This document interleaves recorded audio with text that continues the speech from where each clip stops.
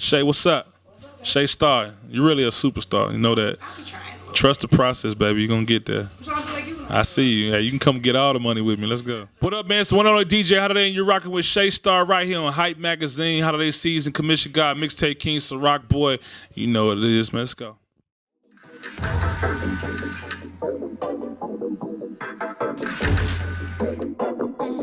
Now I know why they call you pro.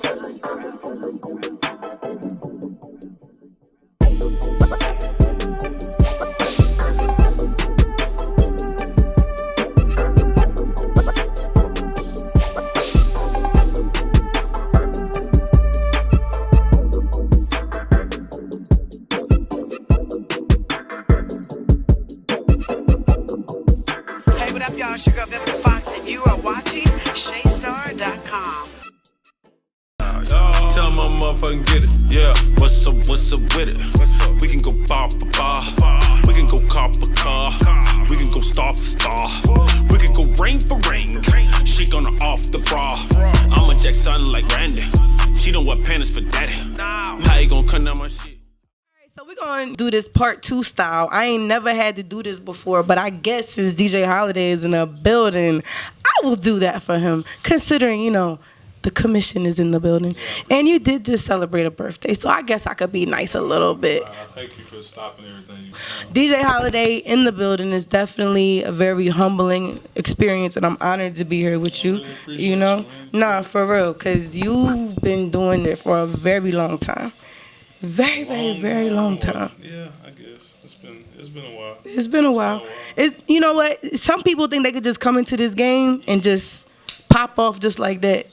But Never the process. clearly, and that didn't we just had this whole conversation about trusting and knowing the process. So, DJ Holiday, how did you get into the game? What made you decide, you know what, I'm going to be DJ Holiday? At the end of the day, it just was really about music, and I love music, and I love DJing, and kind of fell in love with it in college. I used to throw my own parties. I was broke as hell. I needed money, so I used to throw That's how parties. most of us start, right? Yeah, I used to throw parties at my house that I had rented out with like 4 other roommates, and they all got kind of expelled like the first year I got the crib. So Were y'all partying too much? like 2 of them had like babies, so they just like fuck. I hate college, and then like the other one was just like, I don't know, he just spazzed out and just went home. So I was the only one there, so I had to cover the rent for all 4 of us, and I just started throwing parties like every day. I mean, like anything you could think of, I threw parties for. Like I used to have like boxing tournaments in my living room. I used to have like Deltas versus AKA step-offs in my living room. But no good DJs was out there. And no disrespect to Fort Valley, but it just wasn't no really good DJs, the music I wanted to hear. So I used to drive back and forth to Atlanta and play like CDs, and then that kind of transpired into putting in CDJs, and then like DJing my own parties, and then playing my own music, and then buying my turntables, and then that. So you a real DJ because you got turntables. No, I started off on CDJs. I'm not gonna lie to you, but as I got better, the craft of it, I just learned like, you need to learn how to use 16. I always wondered, like, because I know a lot of people start off with the CDJs, No, but a lot of people start off with laptops. there you go. But I didn't want to be the bad guy. No, it's all good. It is what it is. But no, I didn't, but I learned the process and went back and learned how you're supposed to do it, just so the OGs don't be like, oh, he corny. Well, no, and that's my point, because I'm in the clubs, I'm with the real DJs who started out with turntables and they learned and mastered the art of DJing. Yeah. So, does it feel or seem disrespectful as, since you've, been higher in the game now, that these new guys just show up with their laptops and they claim to be a DJ? Not really. It don't bother me. It ain't in my way. It ain't stop my bag. But at the end of the day, it's like, I just learned it because I thought I should, and if I did a couple shows with Kid Capri, or flex a clue, and you just gotta know how that can stuff. you not be And I on even turntables and stuff like that? I even went so far as to when I got my bookings, and Katie noticed like on my rider I asked for the turntables, but the needle always jumps because the parties be so crazy. Right. So I was just like, nah, never again, because people look at you crazy, they wasted, and they're like, oh, you messing the music up. But back in the day, the DJ booth used to be up kind of high. Yeah. Nobody could really come in But there. nah, like now it's just the 808 be hitting so crazy. It's like nah, that just gonna skip every time. Yeah, so nah. What are some of the challenges that you've had to face, coming up in the game? Doors getting slammed on my door. People telling me I was too country, or I would never make it across the water. I would never make it to L.A. I would never make it to New York, and I kind of built my brand off, not being in a box and dealing with people like Nicki Minaj and French Montana and Wiz Khalifa. I go to these towns, and what's crazy about it, people like, oh, you big, whatever, but I never see myself like that. I'm just DJ Holiday, and I really like just keep progressing and making bigger things happen for myself. But I always went to these cities. When I go to these cities and I get booked to be in these cities, I find that next dude. I don't care if he popping or not, and I just be like, yo, who's the hottest dude out here? Oh, it's Wiz Khalifa. Who's Wiz Khalifa? Oh, I don't know. Well, tell him to come to my party. I'm going to let him stand with me. We're going to turn up in the club. And then he ended up being the next one. God just blessed me like that. And that's what actually has been happening ever so often. So, that's kind of like how it happens. And I build a relationship with these guys. And then when they're mega stars, you're like, oh, damn, how you get so close to him? Or how does an Atlanta dude get a cabin fever too with Wiz Khalifa? Or how does a Nicki Minaj deal with a DJ Holiday? That's how. You got to catch them, early. And that's just me going back to trusting the process of being that guy, never being like stagnant, always humble, and like I'm gonna find that next guy. That's kind of that's what DJing is. Supposed to find that next person every time. That's dope. Yeah. Well, how do you feel about, these artists who don't seem to get it, that it starts with the DJ? They'll weed themselves out, man. I salute the 2 Chainz and the Futures who still, to this day, no matter how big they are, they always, do DJ little listening parties and things like that, and feed them and give them liquor and stuff. And that's important, man. Taking pictures and just doing little stuff like that, because these guys do keep your careers running. Of course, those guys are huge now, but the Yo Gottis, man, the Gucci's, all those type of guys, they still trust the process and they know exactly what's going on. They know that DJ is all important, and so along the line of they, pushing their album out, their new project or whatever, they always do some, rent out a spot and let all the DJs come and listen to their music and feed them and take pictures with them. That's important. It's just, you can't pay everyone. You can't make them all feel special by the end of the day by doing little stuff where they can feel like, oh man, I'm a part of his process. I like him. I rock with him.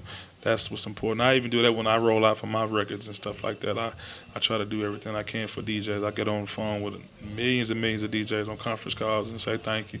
Because at the end of the day, man, they making me put my stuff into another situation. So I'm excited to say thank you. Yeah, I hope y'all listening, because y'all hearing it from a DJ. I came into the game as an artist, and I understood very early in my career that without the DJs, I wasn't shit. You know what I mean? And that's what really, drove me to be here in Atlanta, because I just moved here a couple months ago. You know what I mean? But I love it. I do. I love it. I just love the energy, the opportunities. It's always something to do, Atlanta's slowly becoming like that next, that spot like L.A. and people move to LA and New York for like opportunities, and you can come here, man, and get it popping in so many different ways, man. Like, just not to go off the music thing, but like the movie business made like $1.5 billion, dude. Like Luda was telling me that a couple months ago. Like when we did the Fast and the Furious 8 screening, like it's like, the city made like $1.8 billion They even cut off a new tax break. Yeah, like no, they don't pay no taxes. Period. When they shoot movies. Exactly. So everybody's coming here. You would think like your favorite movie has really been shot here, Right here. studio or not. It's crazy. So Atlanta's popping. I'm proud to be from here and doing my thing here. ATL in another. Yeah, man. Well, is there anything that you want to leave these young people that's coming up in this business? What is the one thing you tell them to always take heed to? Just stay focused, man. Keep a small circle.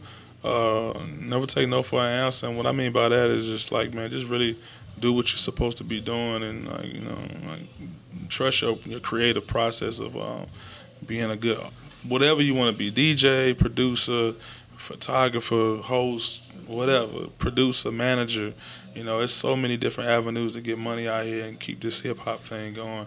And that's what's important. But I just say, man, never give up, because, man, I done seen some of the dirtiest, grimiest, low down dudes make it and be in a better position, and even the kids who just didn't even understand what the hell was going on. Damn near, you know, a couple of weeks away from robbing your ass, and you know, they end up being the biggest rappers. You know, but at the same time, it's just a dope ass process of just seeing these people like grow in front of me and myself growing as well. So just stay focused, man, and you know, keep a small circle. Like I said, stay in your lane. You know, never hate, and you know, just work hard, man. Just work hard, because there's always somebody working harder than you. Believe that. Thanks. That's why we got to get it that way. What new products you got coming out? Because you're actually working on something right now. Like, literally, I pulled him out of the booth, guys. Like, for real. Yeah, me and Dave East drop. I don't know when this interview gonna drop, but me and Dave East drop on Black Friday, this Friday. So I'm excited about that. That's my brother, man. I really seen something in him, of course, with Nas as well. But you know, this mixtape is ridiculous. So I'm excited about it, man. Like I said, worked hard. You know? yeah. No. Dave is like a special talent, man. You know, for him to, you know, hit my line and tell me he wanted to do something legendary and shut the city down, or the world down, actually. Because he actually came here for my birthday and did a big birthday party with me. The commission took over the weekend lab. Let me just say that. And not even shit on commission. Like, commission week was huge, man. I just want to say, like, thank you to everybody. If y'all see this interview, like, thank you for coming out and you know, believing in my brand and what I stand for. Because commission just a fraternity of DJs who just want to get money and work hard. But we really like did a good job this year, man. Like, this is the second year we did it.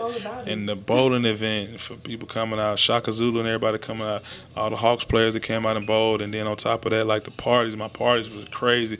And I was able to do 3 different type of levels of parties. Like, it was like the young dude party. So Lil Baby came, Derez Deshawn came, Trouble came, Rollo came, and then on Thursday I did the bougie party, and that was, you know, Dave East, that was Wale. I mean, not bougie, but like I said, all your little model chicks and the bottle popping, stand on furniture, don't really dance. Yeah. You know, like the bougie party, like you said. Yeah. So that was crazy. Carly B and Offset came, and it was Jermaine Dupri, my big OG, he came. And then on Friday I went to the hood and took Pee Wee Longway out there, and that was crazy. And then, you know, just to do all 3 of those levels and be who I am, like to be able to touch all those different type of crowds in my city, man, is amazing. And for everybody to come out and support me, I really appreciate it. So that's cool, man. Commission week 3 or whatever, the 3rd annual one's coming soon. I'm excited about it. It's just happy, man. Well, just make sure I'm on the list. You know, Katie, you know what I'm saying? You know what I mean? She got me, you know. Yeah, Katie, I don't know. He might hit the phone back, you know. I don't know, or he might call me like 2 minutes before I'm supposed to be there and tell me that. Katie only answer the phone for money, man. Yeah. You're like, what you talking about? Well, I see this dude every day, so, you know, I want to make sure. You know what I mean? All right. Well, now, this is family right here, so definitely shout out to you, DJ Holiday, and thank you very much for, I you know, appreciate giving it, me man, this so time. much. Thank y'all so much. Go get that Davies album, mixtape, whatever, when it come out, Black Friday, like I said. If it's out now, if this interview comes out later, but and then new singles on the way with OT Genesis and Offset and Wiz Khalifa. So we're excited about that too. So all of that. Yeah, Well, man. we're not gonna hold him any longer. We definitely appreciate your time. We appreciate you, DJ Holiday. It's your girl Shay Star, and this concludes this week's wonderful episode of Headlines.